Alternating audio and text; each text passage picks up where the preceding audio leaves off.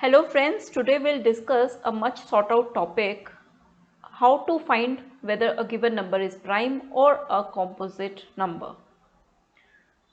So let's get started.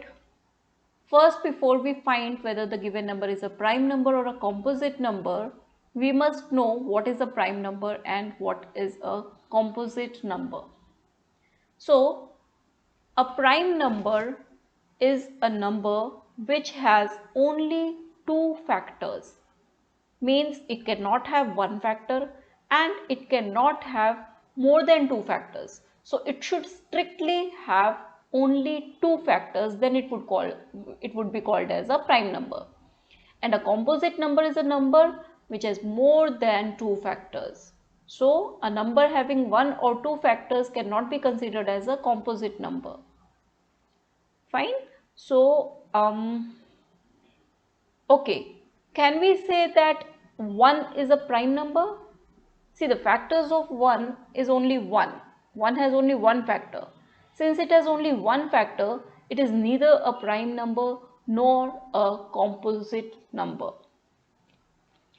So then what kind of numbers are prime or composite numbers? Let's understand this with some examples. Now we'll take some examples of prime numbers. So prime numbers examples are 2, 3, 5, 7, 11, 13, 17, 23, etc. And examples of some composite numbers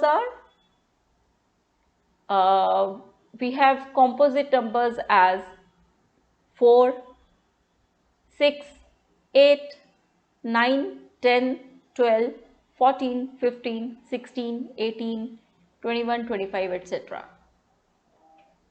And you would also come across a term coprimes. What are coprimes? Do they have anything to do with prime numbers? See, coprimes are actually, it's a group of numbers, it can be two or more numbers whose HCF is 1. That means they do not have any common factor except for 1. So numbers in this group may or may not be prime numbers. So a group of two composite numbers can also be called as coprimes. If 9 and 11 has no common factors, then that means they are coprimes. So now let's move on to how can we check whether a given number is a prime number or not. For this we need to understand the properties of prime numbers. So there are some basic properties in this video. While making this video, I've made some mistakes while writing, which I'll rectify now. See, the first thing that we have to see is they end with 1, 3, 7 or 9. Actually, while I was writing this statement, I was keeping all the numbers in mind which are more than 10, because generally numbers below 10 we check the divisibility by divisibility test. Okay. And the second property is this have strictly two factors. So in first condition, I'll repeat it again, that the numbers ending with 1, 3, 7 or 9, this is one of the property of prime numbers, that prime numbers end with 1, 3, 7 or 9, but this is not valid for numbers below 10, because you will find that 2, 5, all these are prime numbers, right? So this is not for numbers below 10. Now let's understand, can we say that all the numbers that are ending with 1, 3, 7 and 9 are prime numbers? Point to think about, right? The answer is a big no.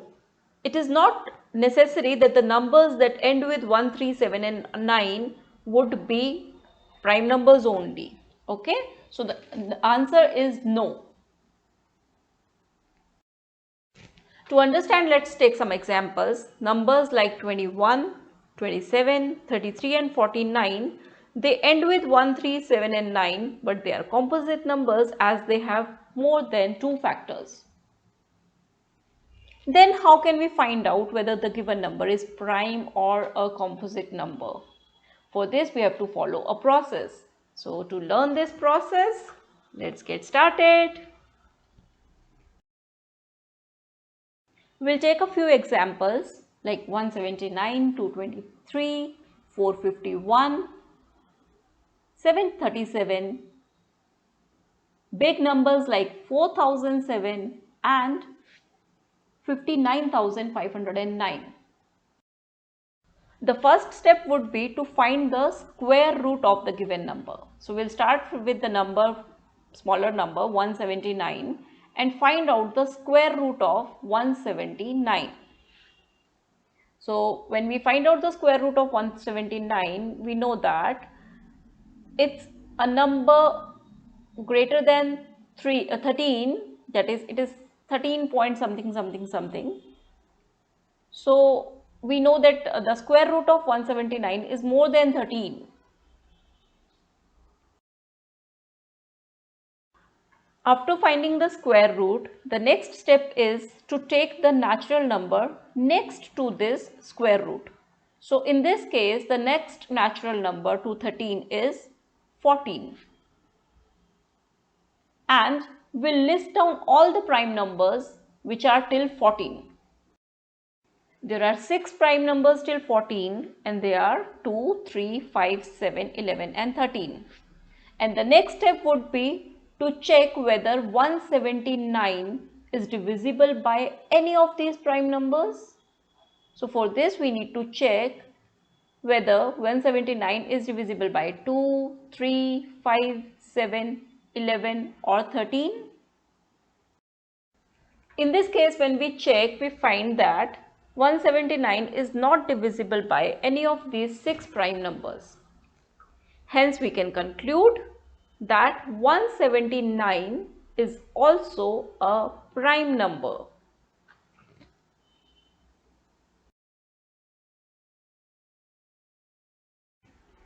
We follow the same process for the next number, which is 451. Find out the square root of 451. It is 21 point something.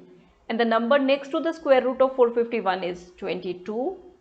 And if we list down all the prime numbers till 22, we'll find that there are 8 prime numbers till 22. And so if you check the divisibility of only these 8 prime numbers with 451, you can find out whether 451 is a prime number or not.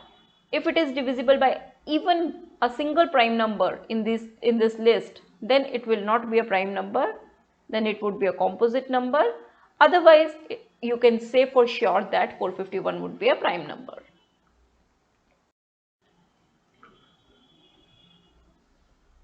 Take any number, the process is same. For 223, if you check, the square root will be 14 point something and the number next to 14 point something will be 15. So we'll check out the divisibility of numbers, prime numbers till 15 to confirm whether 223 is a prime number or a composite number. This way we have to check the divisibility with only 6 numbers. Isn't it easy? Now if we have a little bigger number like 737 and we find out the square root of 737, we know that it is somewhere about 27 point something. So and the next number to 27 point something will be 28. So if we list down all the prime numbers till 28, we'll find that there are only 9 prime numbers till 28. So to check whether 737 is prime or not, we have to check the divisibility of 737 with only these prime numbers. The process remains the same even for larger numbers. The only difference is that for larger numbers, the number of prime numbers would increase, so our calculations will increase. Like in last example that I have taken, 59,509, we'll have to check the divisibility of this number with 53 prime numbers. So the calculation becomes a little complex, but still, if you don't have this way, if you don't use this method, then you will be nowhere in telling that 59,509 is a prime number or not unless you Google it and find out. Let's quickly revise what we have learned today. The first step would be to check whether the number ends with 1, 3, 7 or 9, and please also note that this step is to be applied for numbers more than 10.